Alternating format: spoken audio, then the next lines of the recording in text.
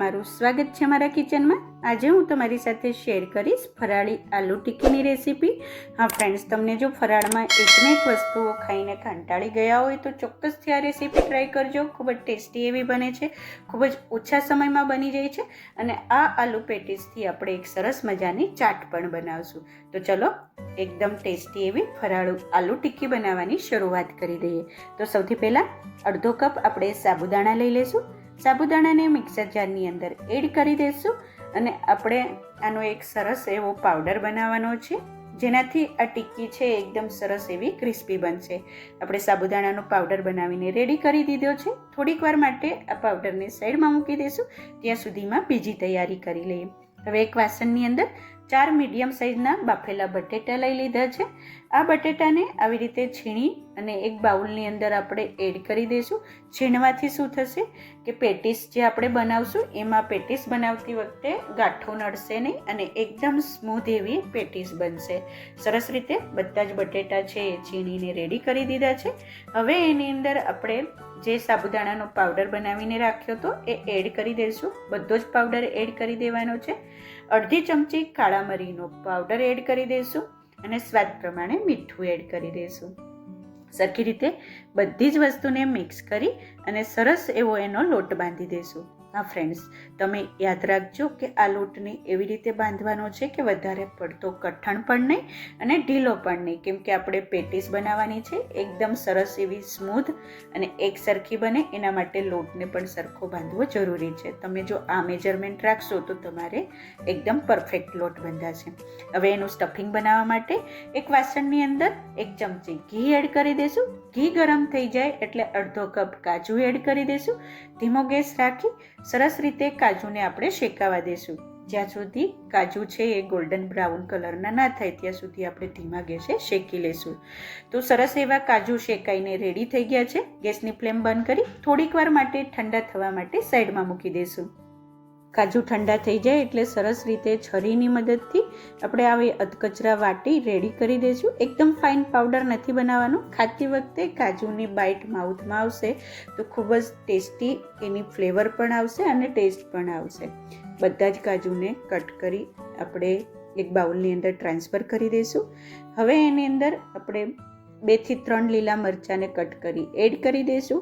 2 ચમચી ટોપરાનું છીણ એડ કરી દઈશું। તમે લીલું અથવા સૂકું કોઈ પણ ટોપરું લઈ શકો છો। 1 ચમચી ખાંડનો પાવડર લઈ લેશું અને સ્વાદ પ્રમાણે મીઠું એડ કરી દઈશું। સરખી રીતે બધા મસાલાને મિક્સ કરી દઈશું। સરસ એવી ફ્લેવર આવશે, ટેસ્ટ આવશે અને ખૂબ જ ટેસ્ટી એવી આ પેટીસ બનીને રેડી થવાની છે। હવે આ પેટીસની અંદર બાઇન્ડિંગ લાવવા માટે એક મીડિયમ સાઇઝનું બાફેલું બટેટું છે એને છીણીને રેડી કરી દઈશું। બટેટું સરસ રીતે છીણાઈને રેડી થઈ જાય પછી એની અંદર ઝીણી સમારેલી આપણે 2 ચમચી જેટલી કોથમીર એડ કરી દઈશું। સરખી રીતે મિક્સ કરી દઈશું અને આને મિશ્રણ બધું ભેગું થઈ જાય પછી આપણે એની નાની નાની ગોળીઓ બનાવી લઈશું।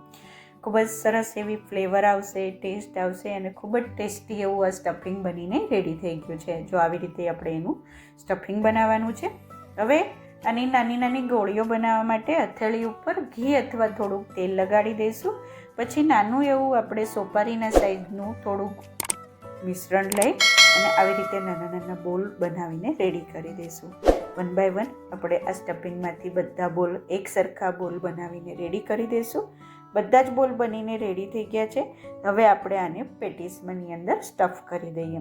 જે આપણે સાબુદાણા અને બટેટાનો લોટ બાંધીને રાખ્યો હતો એની અંદરથી થોડા ઘી અથવા તેલવાળા હાથ કરી એક નાનો લુવો લઈ આવી રીતે ફ્લેટ બનાવી લઈશું। વચ્ચે આપણે ગોળી મૂકી દઈશું અને ફરીથી ફરતી બાજુ આપણે બંને હાથથી આવી રીતે કોટ કરતા જઈશું અને સ્ટફિંગને આપણે કવર કરી દઈશું। આવી રીતે બોલ બની જાય પછી થોડુંક એવું આપણે 2 હથેળીથી પ્રેસ કરી દઈશું એટલે પેટીસનો શેપ બનીને રેડી થઈ જશે। 1 બાય 1 બધી જ પેટીસને આપણે આવી રીતે સેમ રીતે રેડી કરી દઈશું। જો આવી રીતે પેટીસનો શેપ આપતા જશું અને એકદમ સરસ એવું આપણે એને પેટીસની જેમ બનાવશું એટલે શેકતી વખતે બધી બાજુ સરખી રીતે પેટીસ શેકાઈને રેડી થઈ જાય। તો ફ્રેન્ડ્સ, આપણી બધી જ ફરાળી આલુ ટિક્કી સેલો ફ્રાય થવા માટે રેડી છે। એક પેનની અંદર 2 થી 3 ચમચી ઘી અથવા તેલ એડ કરી દઈશું। તેલ સરસ રીતે ગરમ થઈ જાય એટલે ગેસની ફ્લેમ સ્લો કરી દઈશું અને આપણે બધી જ ટીકીને પેનની અંદર સેટ કરી દઈશું. સરસ રીતે એક બાજુ ક્રિસ્પી અને ગોલ્ડન બ્રાઉન કલર થઈ જાય પછી આપણે બધી પેટીને 1 બાય 1 પલટાવી દઈશું. બીજી બાજુ પણ ગેસની ફ્લેમ મીડિયમ ટુ લો રાખશું અને ગોલ્ડન બ્રાઉન કલર થાય ત્યાં સુધી આપણે ટીકીને શેકાવા દઈશું. જરૂર પડે તો સાઈડમાં પણ સરસ રીતે શેકાઈ જાય એવી રીતે આપણે બધી ટીકીને ફેરવતા જશું અને શેકતા જશું. એકદમ ક્રિસ્પી એવું લેયર્સ બનશે આપણે જે સાબુદાણા એડ કર્યા છે જેનાથી સરસ એવી ક્રિસ્પી પેટી બનીને રેડી થઈ જાય છે. તો ફ્રેન્ડ્સ તમે જોઈ શકો છો કે સરસ એવો કલર આવી ગયો છે. આપણી ટીકી શેકાઈને રેડી થઈ ગઈ છે. તો ફ્રેન્ડ્સ ગરમ ગરમ આલુ ટીકી સર્વ કરવા માટે રેડી છે. તો ફ્રેન્ડ્સ આ ફરાળી આલુ ટીકી બનાવવા માટે 2-3 વસ્તુનું ખાસ ધ્યાન રાખજો કે જ્યારે તમે કાજુ શેકો તો એને ઘીમાં શેકવાના અને થોડાક ક્રિસ્પી થાય, હલકા એવા ગોલ્ડન બ્રાઉન કલરના થાય ત્યાં સુધી શેકવાના, જેનાથી ટીકીની અંદર એકદમ સરસ એવી ફ્લેવર આવશે, ટેસ્ટી એવી આ ટીકી બનશે. અને તમે સાબુદાણા જ્યારે પીસીને એડ કર્યા એની જગ્યાએ તમે ફરાળી લોટ પણ એડ કરી શકો છો અથવા તમે મોરૈયાને પણ પીસી એનો પાવડર બનાવી પણ એડ કરી શકો છો. જો તમારી પાસે સાબુદાણા ઘરમાં અવેલેબલ ના હોય તો એની જગ્યાએ તમે મોરૈયાને પણ યુઝ કરી શકો છો. તો ફ્રેન્ડ્સ આ ફરાળી આલુ ટીકીને તમે ગ્રીન ચટણી, આંબલીની ચટણી અથવા કેચઅપ સાથે સર્વ કરી શકો છો. ગળ્યા દહીં સાથે સર્વ કરી શકો છો. આ આલુ ટીકીની તમે એક સરસ મજાની ચાટ પણ બનાવીને ખાઈ શકો છો. ચોક્કસથી એકવાર આ રેસીપી ટ્રાય કરજો અને મને કમેન્ટમાં જણાવજો કે તમને મારી આ ફરાળી આલુ ટીકીની રેસીપી કેવી લાગી. અને હા ફ્રેન્ડ્સ, તમને કયા શહેરમાંથી આ રેસીપી જોઈ રહ્યા છો મને ચોક્કસથી કમેન્ટમાં જણાવજો અને તમને કઈ ફરાળી રેસીપી જોવી છે એ મને જણાવજો જેથી હું તમારી સાથે શેર કરવાની ટ્રાય કરીશ. તો ફ્રેન્ડ્સ આપણે હવે સરસ મજાની આ ફરાળી આલુ ટીકીમાંથી ચાટ બનાવી લઈએ. એક ટીકીને આવી રીતે નાના નાના પીસીસ કરી પ્લેટની અંદર મૂકી દઈશું. 2 થી 3 ચમચી આપણે ગળ્યું દહીં એડ કરી દઈશું. 1 ચમચી જેટલી તીખી ગ્રીન ચટણી એડ કરી દઈશું.